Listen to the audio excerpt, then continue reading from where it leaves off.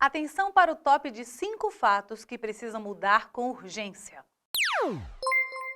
As mulheres dedicam 21 horas semanais ao trabalho doméstico e de cuidado não remunerado.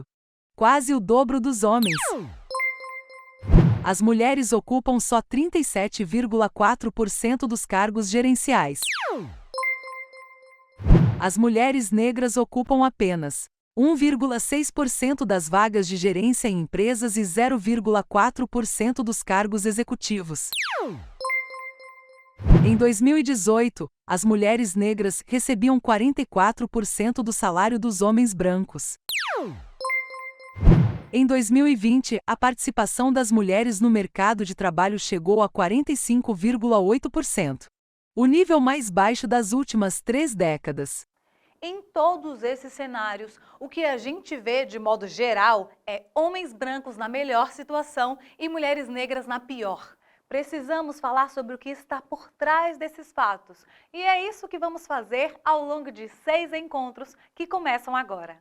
Está no ar a série Desigualdade de Raça e Gênero no Mundo do Trabalho.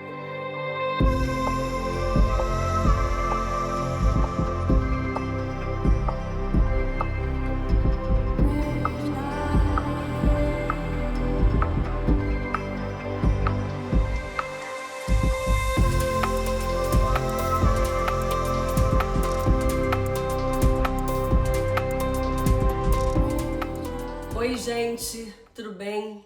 Esse é um assunto muito importante e por isso eu também vou acompanhar essa série com vocês. O Brasil, ele é um país racista e sexista. No mercado de trabalho, essa realidade não é diferente. Reconhecer que as desigualdades de gênero e raça estruturam de forma profunda o mercado de trabalho e o próprio Estado é fundamental para enfrentá-las. E para avançarmos em direção a uma sociedade mais justa e igualitária, é preciso reconhecer que tanto o racismo quanto o sexismo acontecem em diferentes níveis. O racismo e o sexismo definem acesso ao trabalho formal, salário, atividade profissional, direitos trabalhistas, entre outros. E não é à toa que a falta de direitos como esses é mais percebido na realidade de trabalho formal ou informal de mulheres negras. Diante desse contexto, cada um dos nossos encontros vai apresentar ferramentas de análise que vão ajudar a todas e todos nós a compreender a importância de questões de gênero e raça no mercado de trabalho no Brasil. A nossa intenção é uma só: fortalecer a capacidade de todas e de todos para a elaboração de medidas mais efetivas pela igualdade e equidade. Nesse primeiro encontro, vamos falar sobre a divisão sexual e racial do trabalho e seus reflexos na sociedade.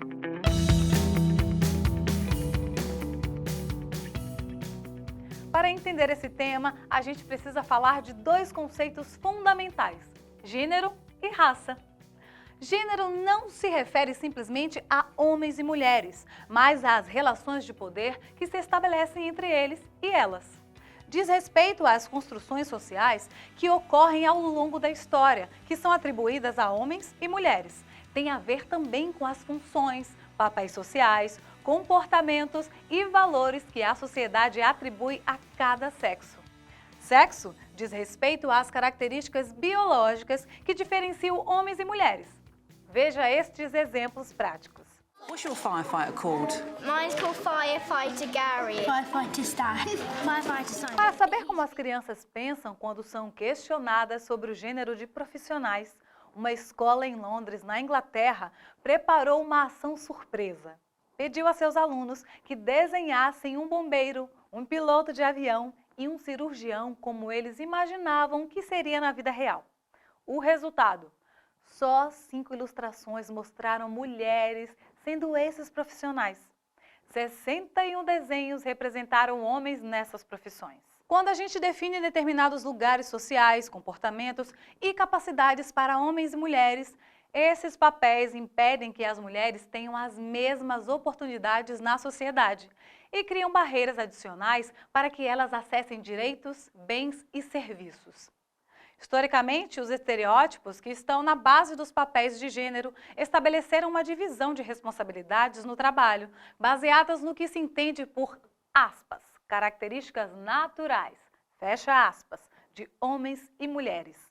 Um modelo rígido de divisão de papéis que interfere de forma concreta na estruturação do mercado de trabalho, como vamos ver mais adiante.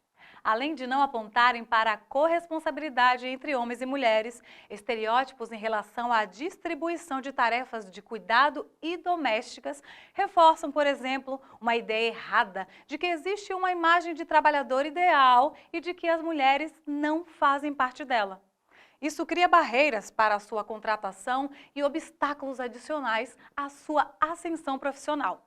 Além disso, não têm as mesmas oportunidades de acesso ao mercado de trabalho, pois precisam elaborar estratégias de conciliação entre trabalho e responsabilidades familiares. A responsabilidade pelos cuidados com as crianças e as atividades domésticas continua sendo das mulheres. Todo mundo sabe isso, né? Mas o que fazem por isso, por essa injustiça? É uma boa pergunta. No Brasil, a licença após o nascimento do filho é de 120 dias para a mãe e de 5 dias para o pai. Não existe uma licença parental que permita a interação do companheiro aos cuidados com a família. Outro conceito importantíssimo é o de raça.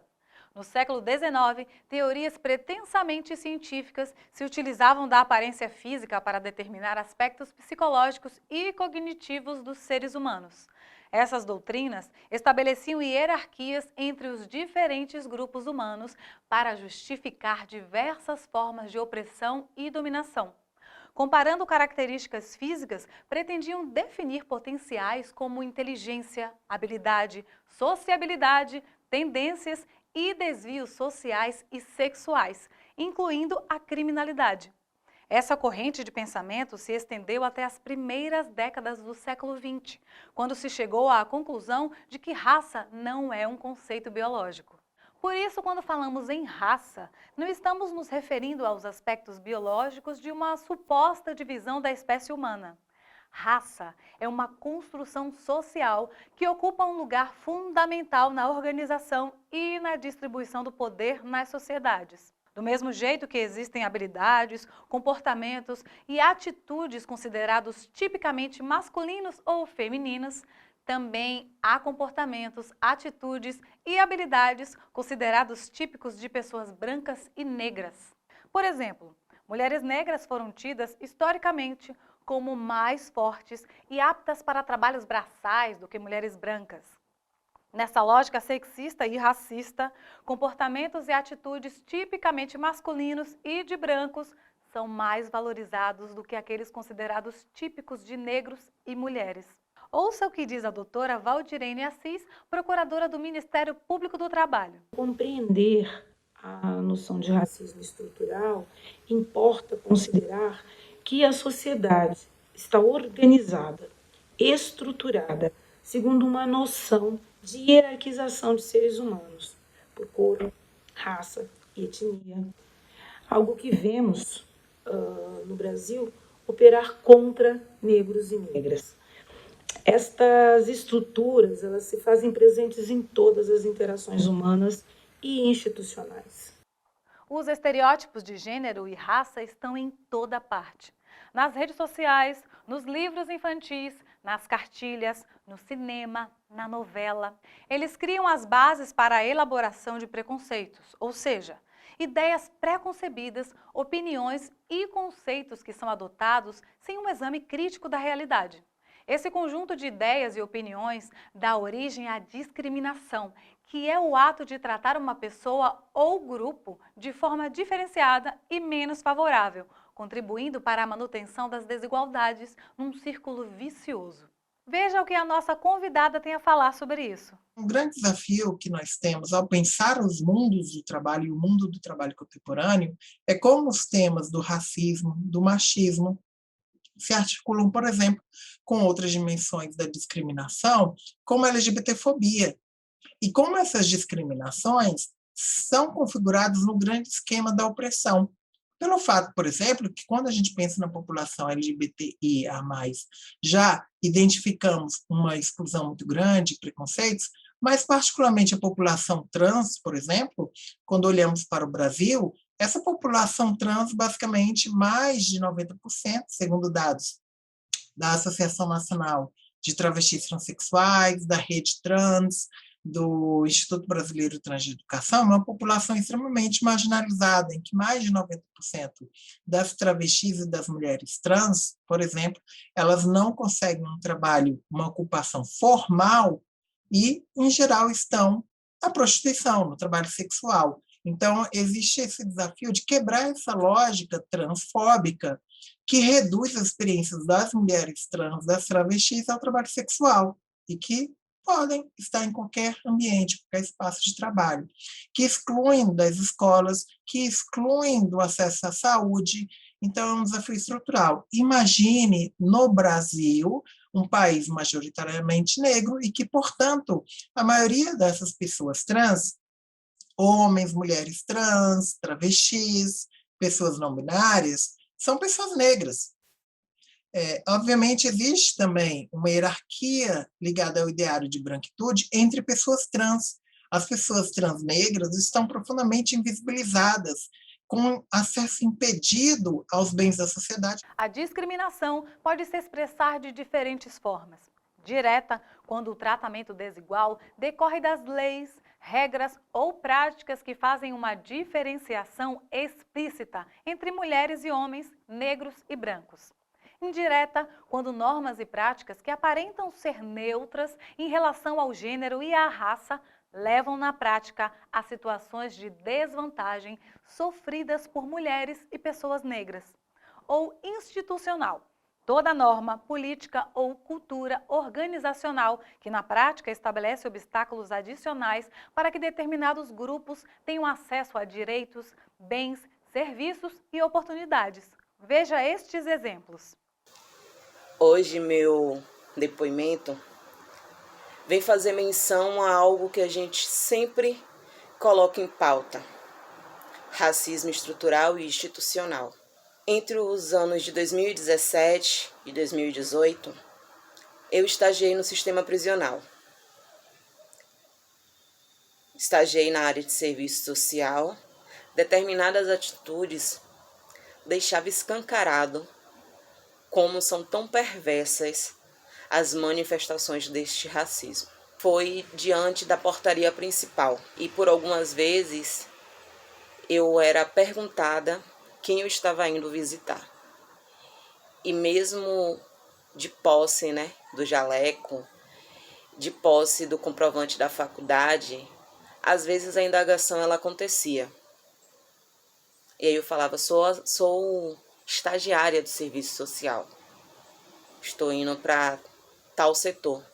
Para algumas estagiárias não retintas, vistas pela sociedade como não negras, o acesso era livre. Não existia essa indagação. Não existia apresentação de documento. Bastava a fala. E foi muito difícil para mim entender que para algumas pessoas a cor da minha pele era como um demarcador de uma possível falta de capacidade. A gente vive todos os dias tendo que provar que somos capazes de ocuparmos todos os espaços. Porque nunca o tom de pele deve ser utilizado como parâmetro para se julgar a capacidade de alguém. Mas isso é o que acontece na nossa sociedade. No mundo do trabalho, as dinâmicas estabelecidas pelo racismo e pelo sexismo, que defendem uma supremacia branca e masculina, são a base para a reprodução de desigualdades. Eu poderia dizer que o estereótipo tem um grande impacto no mundo do trabalho. Mas é importante que a gente lembre que é o próprio mundo do trabalho, da expropriação do trabalho escravo no Brasil, que vai dar origem à maior parte do repertório que nós conhecemos de imagens estereotipadas sobre pessoas negras. O impacto que isso tem hoje no mundo do trabalho é colossal. É colossal quando a gente vê, por exemplo, né, os campos da hierarquia no mundo do trabalho. Onde estão as pessoas negras nessa hierarquia? Elas estão nos planos mais baixos. Elas estão naqueles planos em que ela está servindo, né, as outras pessoas. Então isso é muito recorrente. E isso vem desde o período colonial no Brasil. Com o avanço do processo de industrialização, na década de 1930, começa a ganhar força no Brasil a ideologia da democracia racial, uma suposta harmonia entre as raças. Ao tornar invisível a tensão racial presente na sociedade brasileira, essa ideologia alimenta dinâmicas de discriminação racial nos mais diversos âmbitos da vida social. É comum a gente ouvir que as desigualdades raciais presentes na sociedade hoje são um legado do regime escravocrata e seriam superadas à medida que as transformações do sistema capitalista se consolidassem. O que as pesquisas mais recentes demonstram é que as desigualdades raciais possuem uma lógica própria de reprodução, baseada no racismo, que sustenta os privilégios da branquitude e uma distribuição desigual de poder entre brancos e brancas e negros e negras. Meu nome é Daniela Arbex, eu sou jornalista há 25 anos. E durante a minha carreira, eu tive a oportunidade de lidar com situações que me fizeram refletir muito sobre o privilégio da minha branquitude. E recentemente eu tive uma experiência com uma enfermeira que eu trouxe à minha casa para atender meu pai, que mora comigo. E quando a gente estava entrando em casa, ela me perguntou: o seu pai sabe que eu sou negra? E eu levei um choque. E eu disse: o quê? E ela respondeu com naturalidade: porque muitos idosos não gostam de ser atendidos por pessoas e por enfermeiras negras. E eu fiquei tão impressionada com aquilo que eu lamentei que em pleno século XXI uma pessoa passasse por esse tipo de humilhação e discriminação por conta da sua cor. Eu sempre digo que enquanto não houver lugar para todos na sociedade, não haverá lugar possível para ninguém. No Brasil, a negação do racismo e a ideologia da democracia racial sustentam-se pelo discurso da meritocracia. Por essa lógica, se não há racismo, então a culpa pela própria dificuldade seria das pessoas negras, que eventualmente não fizeram tudo o que estava a seu alcance. Em um país desigual como o Brasil, a meritocracia avaliza a desigualdade, a miséria e a violência. Também dificulta a tomada de posições políticas efetivas contra a discriminação racial, especialmente por parte do poder estatal. A discriminação racial atinge mulheres e homens de forma diferenciada e se cruza com as dinâmicas de desigualdade e discriminação de gênero. Assim como no racismo, no sexismo, também existe essa percepção de que não há desigualdades de gênero e de que, se as mulheres não são bem-sucedidas, é pela própria dificuldade delas. Esses múltiplos fatores tornam a situação ainda mais grave e criam barreiras adicionais para a superação da pobreza e para o acesso, permanência e progressão no trabalho. No Brasil, em todos os indicadores de mercado de trabalho, as mulheres negras estão na pior situação. Elas apresentam taxas de participação mais baixas, taxas de desemprego mais elevadas, rendimentos médios mais baixos e estão sobre-representadas entre os mais pobres. As discriminações de gênero e raça representam uma grave violação dos direitos humanos e provocam um enorme desperdício de recursos, talentos e potencialidades. Geram desigualdades profundas no acesso aos recursos econômicos, sociais, políticos e culturais. Impedem o pleno exercício da cidadania. Debilitam a coesão social e a democracia. É por isso que ninguém pode ficar parado enquanto a situação for assim. Continue conosco para saber mais como agir.